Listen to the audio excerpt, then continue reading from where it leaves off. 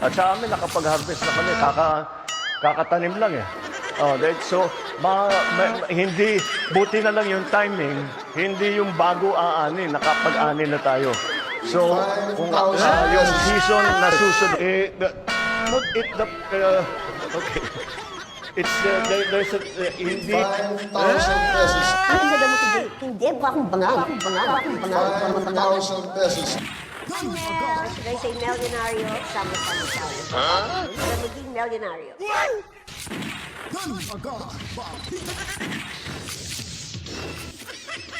Alright, welcome back na naman ho mga kabalitaan sa ating panibagong araw at panibagong vlog naman ho mga kabalitaan.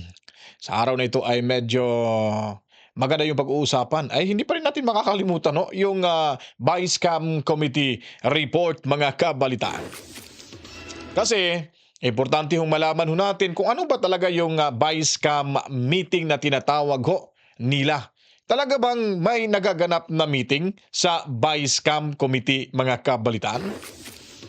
Yung pagbalangkas ho ng bawat proposal budget mula ho ito sa Senate at dito ho sa House of Representatives at dadalhin ho ito sa Vice Cam at dito na ho pag-uusapan at babalangkasin ang kabuuan bago ho ito ipapadala ho sa ating mahal na Pangulong Bongbong Marcos. Wow, mahal na Pangulong Bongbong Marcos.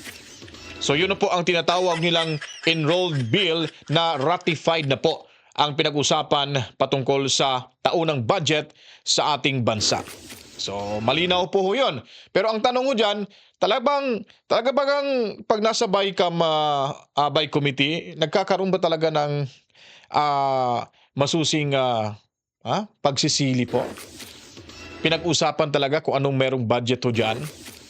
At may naganap ba talagang meeting mga kabalitaan? Kung may naganap na meeting, ba't wala ho yung iba? At walang nag-oppose? Nakitang-kita naman ho na may blanco ho dyan mga kabalitaan. Dahil alam naman ho natin, yung BICAM ho, yung House of Representative, ay sila po yung principal proponent po sa 2025 National Budget or General Appropriations Act mga kabalitaan. Kung hindi ho magsasalita sila, ay hindi malalaman. Kung wala si Ungab, walang balita, walang isyo na maibubulgar. Kaya sa puntong ito, pakikinggan ho natin itong si Congressman na ngayon ay magiging senador na Marcoleta mga kabalitaan. Kung ano nga ba talaga ang katotohanan ho nito? Ito ba talaga ay formality na lang yung bicameral meeting? O baka talagang may meeting pero sandali lang. Meeting para isa na lang yung pag-uusapan. Kung anong gusto ko, yun din ang masusunod mga kabalitaan. Totoo ba? Yun lamang po ang ay pagtatanong lamang po sa inyong lingkod mga kabalitaan. Anyways, babatiin ko muna po itong si Mami Rose, Daddy Berting, at si Toby Tobias dyan sa Cebu City. Ay talagang masaya ho sila pag pinapanood nila yung ating video. At si Nanay, si Mami at si Daddy ay medyo maedad na rin. Kaya ito yung kanilang pinagkukuhunan ho ng lakas. Kaya matsalam ho sa inyong lahat ho dyan. Palakpakan natin yung mga taga Cebu City.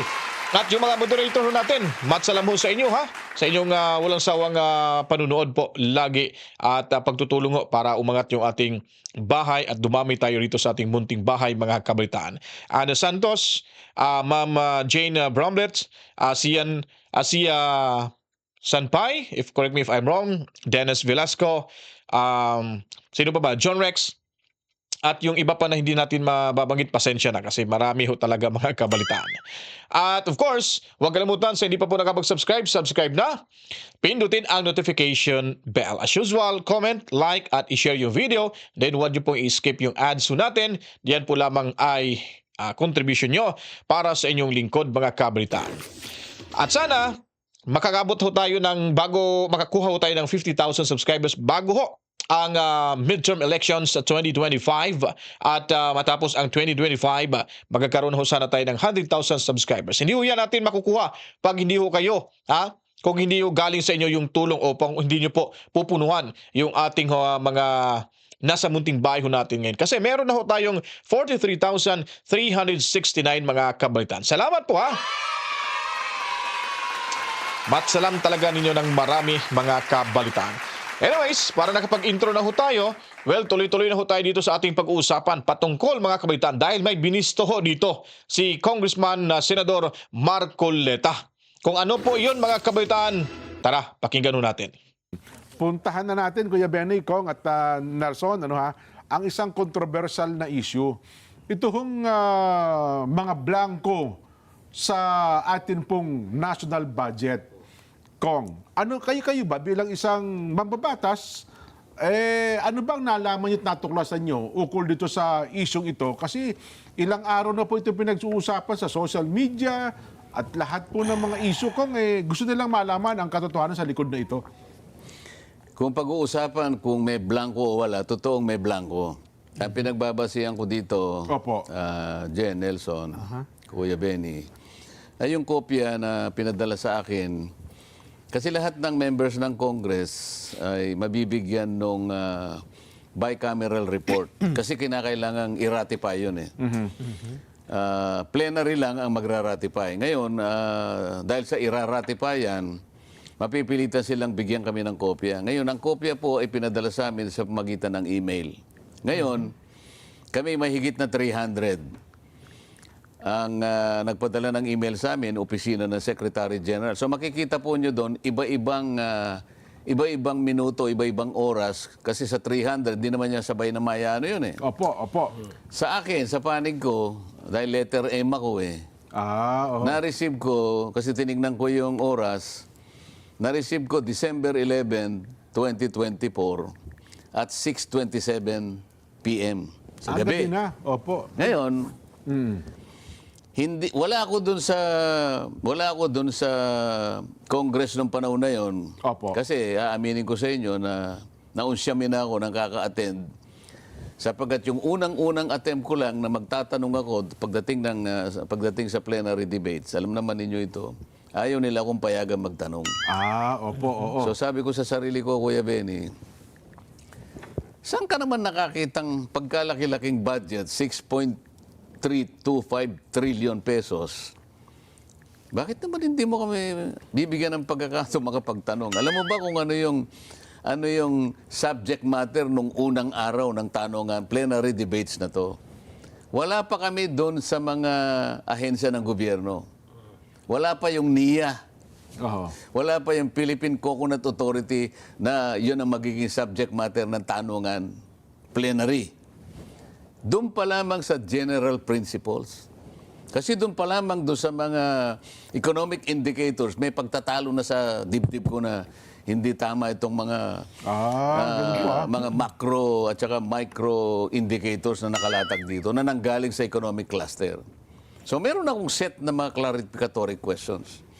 Gusto kong itanong sa kanila kung yung dalawang targets ng pamahalaan, napaka-importante nun, ay ma-achieve by 2028. Ibig sabihin sa katapusan ng administration ng ating Pangulo. Ayaw po nila akong bigyan ng pagkakataong makapagtanong. Dalawang batalyon ang nakahanay doon bago ako makarating. Talagang diniscourage nila ako, no? Huwag na kayo magtanong. Opo. Ako ngayon, kung talagang mapilit ka na makapagtanong, humingi ka muna ng Magpaalam muna kayo daw. ng permiso mula sa ating majority leader. Nakaka-insulto yun, Kuya Benny. Saan ka nakakitang meron ba tayong regulasyon na kapag magtatanong ang isa sa amin, kinakailangan humingi ng permiso sa majority leader? Bakit yung mga minority, kamukha ng makabayan black, anytime pwede silang magpalista ron. Bakit ako hindi pwede? Balik tayo dun sa ano. So nawalan na ako ng gana ron eh. Tinignan ko na lang kung talagang hanggang sa dumating ang BICAM. Palagi kasing nangyayari, kapag yan hinimay ng House of Representatives, ito na. Hihimayin uli ngayon ng Senate, iba naman ang kanilang version. Makikita mo doon sa dalawang version, may pagkakaiba. Totoo po. Hindi naman lahat ibang-iba. Ngunit, may makikita ka doon, maybe siguro, by way of figure siguro, maybe 10 to 15% ang pagkakaiba. Maliit lang din naman pala. Opo. Pero, Opo. maaring yung pinag-uusapan natin, yung bilang, pero yung magnitude Yung ng laki. pagkakaiba ka naman malaki. Okay. So, Opo. kinakailangan i-reconcile yung dalawa. Paano ang pagre-reconcile? Tatawag sila ng bicameral conference. Opo. Ayan. De natapos. Yung bicameral report na yon, Kuya Benny, iraratify ng both houses. So sa panig namin, niratify yon December 11, 2024. Oho. Nung makita ko yung kopya ko, in-email sa akin, 6:27 ng gabi. Alam mo, Jen, Opo. Nelson, anong oras yung actual ratification? Tiningnan ko rin eh. Oho. So pinakuha ko yung pinakuha ko yung video. Para may compare yung naman. Oo, kasi yung kung ano yung kinaupo ng speaker, Opo. merong relo dito at saka yung yung video, meron ding meron May ding time po yun. may Opo. orasan Tama may po, timer. Opo. So, tiningnan ko doon sabi ko doon sa staff ko, bantayan mo hanggang dito, tingnan mo, kasi hindi ko nakikita, maliit eh. Opo. Paano kaya natin makukuha yung time pagka yung mismong pinukpok na ng Yung gable. Opo. ang nagpukpok ng gable si si Rodito ay yung kapatid Albano. Si opo. Tony Pet. Tony Pet Okay. Albano. Opo. So sabi ng majority leader, I move to ratify the bicameral reports, Your Honor. Is there any objection? Hindi, viva voce pala. Opo. Viva voce. Viva voce. Those who are in favor of blah blah blah say aye. Yan, di ba? Those who are say nay. Nung nanalo yung A. The ayes have it. Pak. Kinuha ngayon yung kasi maliit eh. Pinakunan ko na litrato. Tsaka ang sininag ngayon, alas 7 ng gabi. 7. O, Jen. Opo. Kahit na ikaw pa ang pinakamabilis na magbasa at mag-analisa ng mga figures. 647 mo na yun na-receive. Hindi, 627. 627. Opo. Mahigit na 200 pahina yung report na yon. 33 minutes. Okay. Ngayon, ang napansin ko dun sa huli, wala Opo. naman akong pagkakataong mag-object. Wala ako dun eh. Ang dapat na nag-object yung nandun at nakita na nila yun. Kasi nakita ko dun, merong 13 pahina. Doon mismo sa aspeto ng special provision. Dito nagkakaroon ng problema talaga. Pagka sisingitan na nila yung special provision. 13 pahina yon, Kuya Benny. Opo. Tingnan mo lahat. Pag sama-samahin mo yung blanco doon sa 13 pahina, 28 blanks. Ngayon, ang tanong natin, Oh. bakit na-ratify? May blanco. Ba't walang nag-object? Oho. At saka yung kopya ko, kasi pinadala sa akin by email, may pirma. Bibilangin ko per page, nagbabari eh. Merong 13 tao ang pumirma, meron namang 11, merong 12, naglalaro lang doon. Opo. 11, 12, 13, 11, 12, 13, 12, 11, basta ganun. Sa makatwid, higit sa 10 ang pumirma.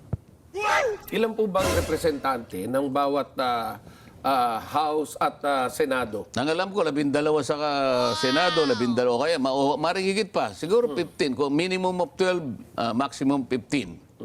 Ngayon, ang kukunin lang naman yung majority eh. Yan po yung tinatawag, para ho sa kaalaman ng ating manonood, yan po yung tinatawag na BICAM, na meron pong representative galing sa Congress at meron ding galing sa Senate, at sila po yung magbubuo niyang BICAM report na yan. So ang blanco ko, maliwanag mula po doon sa BICAM report. Nga sa BICAM report ang Ayun. mga blanco. Okay, opo. Kasi medyo mapanganib yun eh.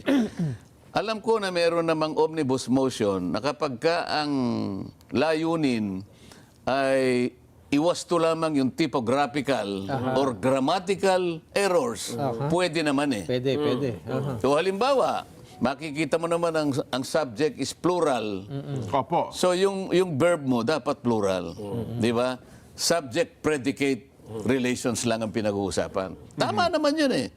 Alam nga namang 12 millions. Meron is kamo Halimbawa, pagka subject mo plural, yung corresponding verb mo magmamatch doon. Opo. Pwede 'yo grammatical. Typographical naman. Oh. 1 billion pesos. Kaya peso lang ang nakalagay. Lagyan mo ng S. Yun ang typographical. Pwede yun. Pero ang pinag-uusapan, in relation to, sabi niya ganyan, from letter A, sabi niya ganyan, to blah, blah, blah, with the corresponding 795 billion pesos be replaced with, sabi niya, pagkatapos merong, Blank. ano i-replace mo ngayong amount doon? So from, let's say, 800 billion to, kanyang ganon, blank. Ngayon, ang magiging problema natin ngayon, kung na-ratify yun, ibig sabihin, yun ang magiging basis ng GAA. Bago siya maging isang tunay na enrolled bill, kailangan Lagyan. lagyan yun. Ngayon, sino naglagay? Yun ang tanong. Yung naglagay na yun, meron ba siyang authority? Kasi, Kuya Benny, ang gusto kong emphasize sa ating mga mamamayan, hindi typographical yung isang mahabang ganun na, amount ang pinag-uusapan will be replaced. Kasi nakalagay, halimbawa, 1,942,000,000 to be replaced by blank. O ano namang... kahit sino maglalagay ng amount doon. Opo. Palagay mong merong nag-utos sa kanya. Nari, yung technical staff. Ito, ang ilalagay mo dito, ito, napag-usapan na namin sa ganito, ganyan. Ito yung ilalagay mo dyan. Meron na instruction. Ngayon, hindi alam ng plenaryo yun. So, walang kaalaman yung buong plenary. Lahat ng pagbabago, plenary action. Dapat. Sino ngayon ang nag-fill up nun? Dalawa lang kasi ang pwedeng magpalit nun eh. Yung House of Representatives, sapagkat sila yung magpiprint nung GAA. Opo.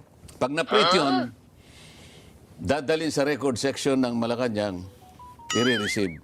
Pagka-receive noon, mula doon sa punto na yun, na na-receive na yung final version ng GAB, enrolled bill ang tawag. Naghihintay na ng Pirma ng Pangulo. pagpirma ng Pangulo. Ngayon ang tanong ko, kung hindi sa House, sa DBM, di ba? Pagkatapos pinila pa ng DBM nga, binalik sa pinrint ngayon sapagkat pinila pa ng DBM. Hindi ko sinasabing DBM pero dalawa lang ang pwedeng magpalit. Pero ang sabi nila kung merong mga technical working group na sinabdivide para buuin ata Computation ng paliwanag nila kung hindi pa BICAM, nako-compute. di ba, yung BICAM report sa pamamagitan po nung technical working group, parang tatlong technical working group. Palagay mo na 10 technical working group. 10 na, ano ngayon? So, aywan ko lang kung baka yun ang, hindi kaya doon nila binuo kung ano yung mga blanco na yun. Kasi pagdating daw po sa tanggapan ng Pangulo, Maaring mangyari yun. Ang sinasabi ko at ang tinatanong ko, yung bang technical working group may authority. Sa plenary, proseso. plenary ang gagawa. Kasi meron kanya-kanyang responsibilidad yan. Oo. Di ba? Okay. Ngayon, kapag hindi dinaan sa plenary yan, is deemed illegal. Halimbawa, Dahil yun yung sinasaad ng batas. yung mga blanco ngayon, merong corresponding na nakalagay na motion. Your Honor, sabi niya ganyan, dahil po yung pahina ganito hanggang sa pahinang ganyan, may mga 28 na blanco, ito po yung katapat na ilalagay. I move that this particular sheet of paper be approved by the plenary. Ganun dapat. ayun. So, motion pala yun, Kong. Plenary nga ang Sa magbibigay ng madaling salita, authority. maaaring iisang tao lang ang nagdesisyon yan. Pwede. Merong ganyang... Isang tao o dalawang tao. Hindi ba palagi ko sinasabi sa inyo? Kaya nung ako ay nagkaroon ng unang pagkakataong maka-attend ng BICAM, 15 Congress ito, Jen, Opo. Nelson.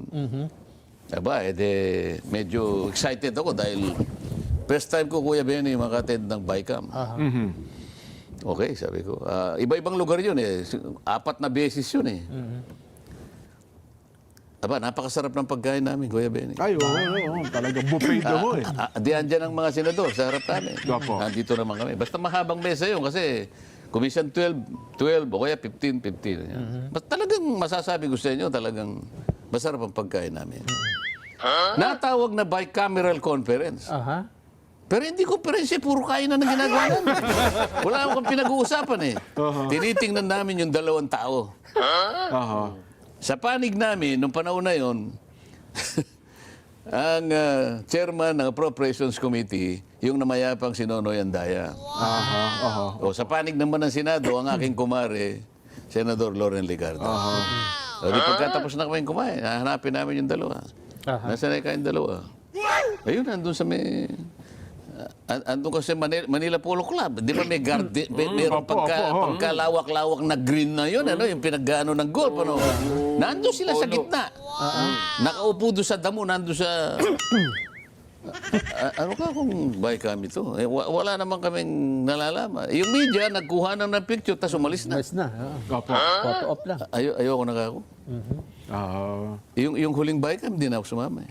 Pero ano ba dapat na nangyayari sa bike? O, ito sana pinag-uusapan namin. Kamukha yung halimbawa, may blanco yun. Isa-isahin yung dapat yung ano. Hindi ba ganun dapat? Tapos pipirma kami. Ilalagay na lang natin sa usaping literal. Opo. Hihimayin nila isa-isa yan. Ganun dapat. Halimbawa, itong yung napag-usapan, may iba blanco po muna natin, ganito, ganyan. Kasi po, ito, di... O nga, no, pwede ano. Pero kako, teka muna, ganyan, paano itong gano'n? At least pinag-usapan nyo. Kapag ka, halimbawa, okay na lahat, pipirma lahat na may blanco, pero merong isang papel doon na ipapasa sa plenary bago magtapos.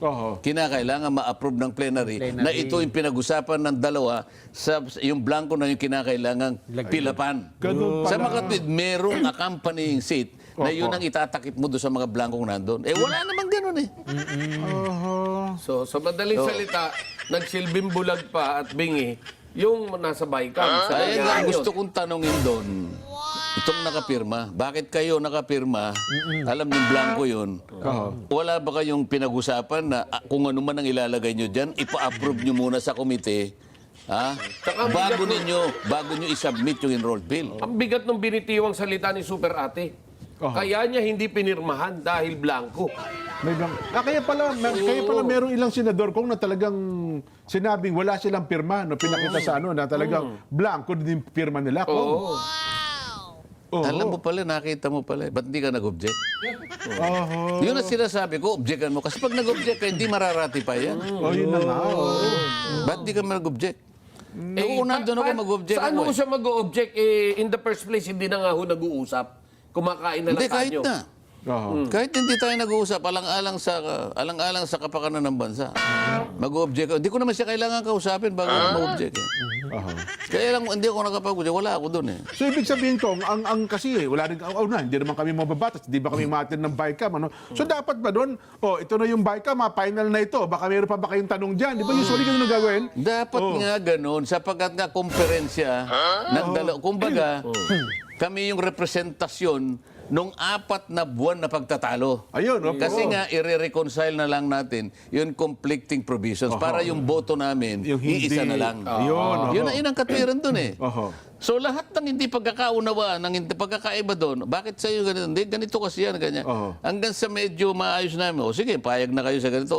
Kasi ito, panakip natin dito talaga. Binawasan nyo doon. Dito natin lagyan. In other words, ira-rationalize natin yung pinag-iba ng ating version. Lalatag na maayos. Hindi sa puro blanco na lang yung...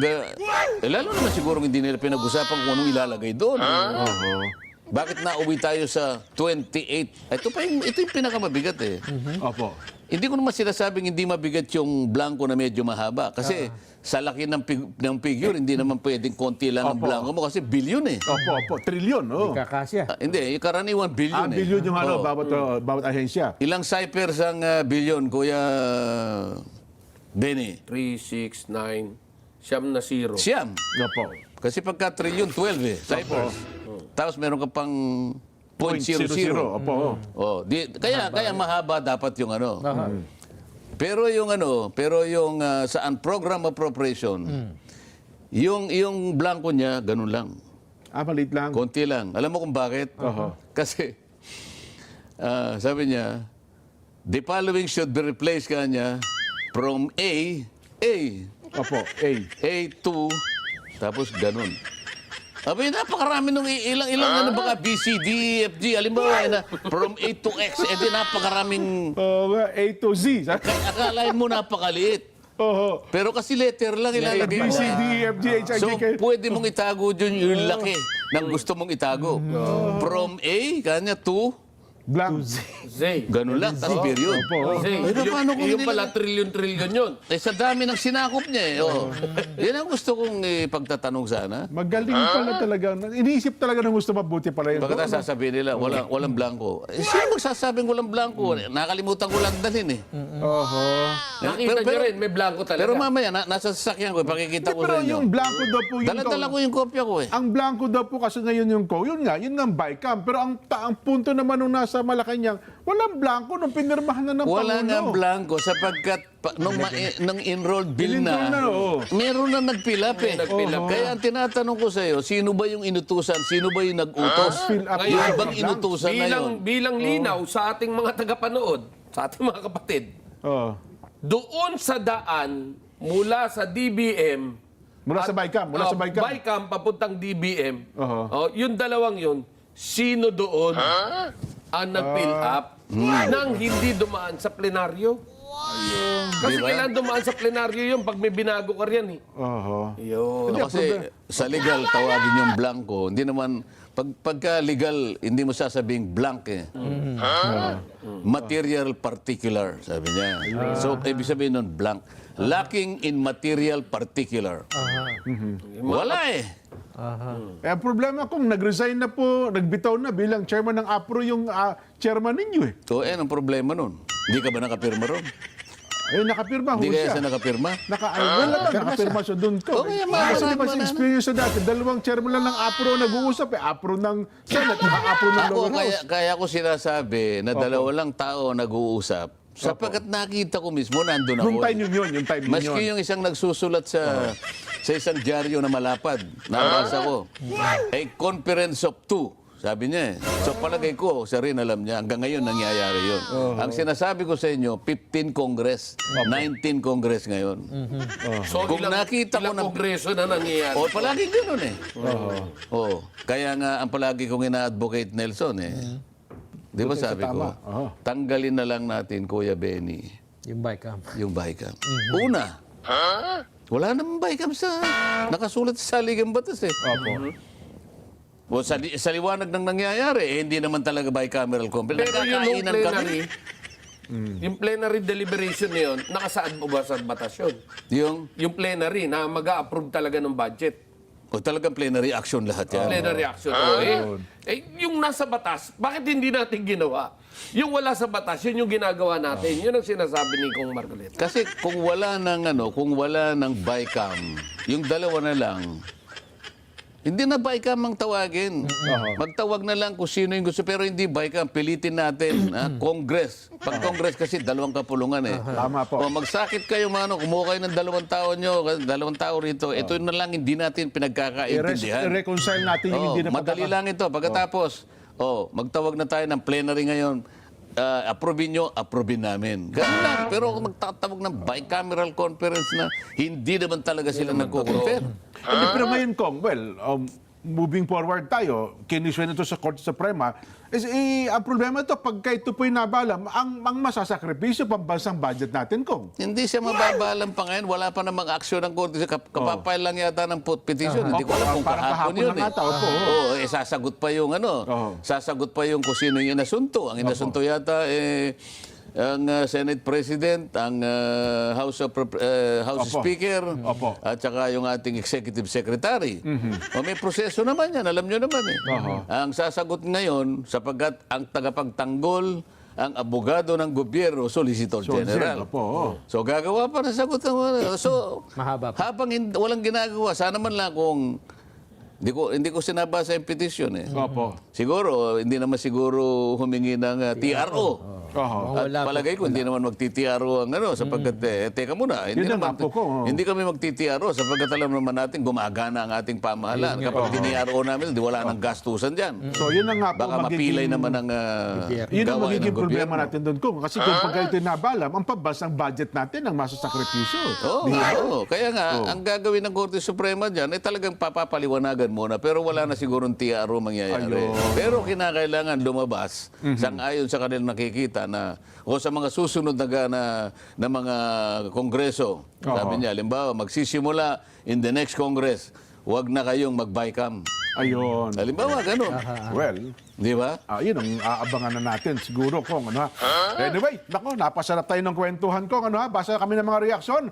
May O yun po mga kabitan, so talagang matindi ho, yung napakatalino talaga itong si Congressman Marcoleta mga kabitan. Kaya ho, huwag ho nating kalimutan sa darating ho na halalan, midterm election mga kabitan. Nandyan, nakikita nyo po sa screen ho natin, yan po yun ang PDP, senatorial slate ng PDP laban mga kabalitaan. May numero ho, may mga pangalan. Titigan nyo po ng maigi at i-memorize nyo po sila. Kung hindi nyo po kayang ma-memorize yung itsura nila o baka yung itsura ko lang yung ma-memorize nyo, wag naman ako. At tingnan nyo na lang ho yung kanilang numero. Yung number ho, may corresponding number ho dyan na makikita nyo sa dibdib nila, yun na po yun ang nasa balota. Kaya sa mga nanonood ho, kung meron mali tayo dyan, yun po ay talagang typographical error po, ha? Yung makikita nyo po diyan sa mga pangalan ho diyan at mga numero. So, iboto nyo po para mawala na ho yung mga buhaya diyan sa kamera. Para sigurado ho na malinisan na at hindi na ho tayo magkakaroon ng ganitong klaseng problema. Sa panahon ni Tatay Digong Duterte, hindi ho maingay yung kamera. Hindi maingay sa mga kabalastugan. Talagang may moral ho. Mataas yung moral ng ating mga kongresista noong panahon na si Tatay Digong Duterte pa ang umupo bilang presidente ng ating bansa. Pero ngayon po ay walang pakialaman. Bahala kayo dyan sa Kamara, bahala din ako dito sa Malacanang, bahala na rin ako sa Senado. Usap-usap na lang tayo kung magkano ilang porsyento yung ating didikwatin mga kabalitaan. Ganito yung pangyayari. Kaya tama nga rin naman, ako hindi rin ako sang-ayon sa naging pahayag ni Drilon dahil hindi daw unconstitutional yung GAA, yung GAA. Sa bagay, abogado naman siya, alam niya rin. Pero sa pagkakaintindi ko lang, base sa the same explanation ng mga tao, iba't ibang tao na naniniwala ho na ito ay unconstitutional at dahil mismo ang Malacanang ay hindi ho nila ito ipinaglalaban na yung kanilang pinirmahang GAA ay hindi unconstitutional, malamang ho, alam na nila kung ano ito mga kapatid. At hugas kamay na rin ho sila dyan. Na talagang wala ho silang pakialam o wala silang kinalaman sa mga blankong papel mula ho sa buy scam report mga kabalitaan. So, sinabi dito ni Kong Marcoleta na itong buy scam conference or meeting mga kabalitaan ay puro lang pala ito kainan. Nagpapalaki pala ng mga tiyan. Tapos yung gasta nun, saan ba galing? Ini pera ni Juan de la Cruz. At sa mamahalin pang hotel. Kaya tama ho, i-abolish po yung buy scam na yan makakabalitaan. Kasi walang transparency. Matagal na pala itong ginagawa. Mantakin mo, 15th Congress pa. Na-discover ito ni Senador Marcoleta. Ngayon, bumalik na naman ho. Malamang taon-taon ho. Ginawa itong panluloko ho ng mga suwapang sa pera diyan sa mayabang kapulungan mga kabalitaan. Yun po ang katotohanan. Masakit po, ano? Masakit talaga. Ito na yung hudyat. Hudyat na ho ito na pumabor na ho yung panahon sa mga Duterte. Dahil nga po si De Sara ay inabsuelto na po. Yung 5 kapulisan, kung hindi ako nagkamali, na nagsampaw sa kanya ng kaso ng ano ba yung kaso niyo? Marami yata ang kaso yun, pero hindi ho napakinggan hanggang fiskalya lang ho at na-dismiss na ho ito mga kabalitaan. So ito, makikita natin na gumagana, umiiral pa rin talaga yung justice system ho natin mga kabalitaan. At ito na po ang panimula na magkaroon ho ng maraming magagandang resulta pabor ho sa mga Duterte at sa DDS supporters mga kabalitaan. At ipanalangin pa rin ho natin hanggang maging successful tayo, hanggang malagpasan ho natin itong mga paninira, itong mga ginagawang kalukuhan diyan sa mayabang kapulungan. Bago ako magtapos, paalala lamang ho, sa January 31, huwag ho maniwala pag kayo ay makarinig ng imbitasyon or paanyaya mula kay Ma'am Shelo Magno na may rally sa 31 Enero para ho sa mga korap na mga opisyal, at ito po ay front lamang ho nila dahil inamin na ho mismo ni Ma'am Shelo Magno sa kanyang content, sa kanyang bahay, na siya ay pro-impeach mga kabalitaan kay Sara Duterte.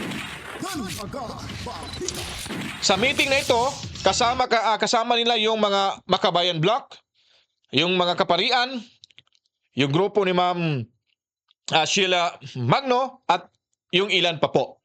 So hindi ho nila sinasabi dito na diretsahan na ito ay pro-impeach Sara Duterte. Front lang ho nila itong sinasabing clergy concert para ho sa mga tiwaling or sa mga tiwaling gobyerno sa ating lipunan, sa ating bansa. So, in the end, sasabihin din nila yan sa huli, impeach Alice Inday Sara Duterte. Pakatandaan niyo po yan, mga DDS, ha? Huwag niyo pong kalimutan ho yan. Importante ho na dapat magising lagi para hindi tayo malinglang, hindi tayo madala sa kanilang mga. Ang gaganda pa naman, magaling pa naman si Ma'am Cielo magsalita, no? Talagang nakaka-convince po mga kabalitaan. Anyways, hanggang dito na lang po tayo. Kita-kits tayo sa susunod pang mga video ang i-upload natin sa oras at sa araw na ito, mga kabalitaan. Huwag kalimutan mag-subscribe at pindutin ang notification bell, comment, like at i-share niyo po ang videong ito. Salamat ho sa 43,372. Tumaas na ho ng tumaas o pataas na ng pataas mga kabalitaan yung ating mga subscribers. Sana hindi kayo magsawa. Tuloy-tuloy pa rin ho tayo sa paghahatid ng mga komprehensibo, mga balita dito ho sa ating munting bahay. Sa Danagan Balita, Reaction, Video, News, Update. Ako'y magpapaalam na. Again, maraming salamat ho sa inyong lahat. Mabuhay ho tayo, Pilipino sa lupalop ng ating mundo at overseas Filipino workers. Matsalam, mabuhay at saludo kami sa inyo. Kayo ang aming bagong bayani ng Pilipinas. To God be the glory, Mama Chip Chip. Peace out. At sa amin, nakapag-harvest na kami. Kakatanim lang eh. So, hindi, buti na lang yung timing, hindi yung bago aanin, nakapag-ani na tayo. So, kung yung season na susunod, hindi, Ang ganda mo today. Bakong bangang. Should I say milyonaryo? Sama-sama tayo. Para maging milyonaryo.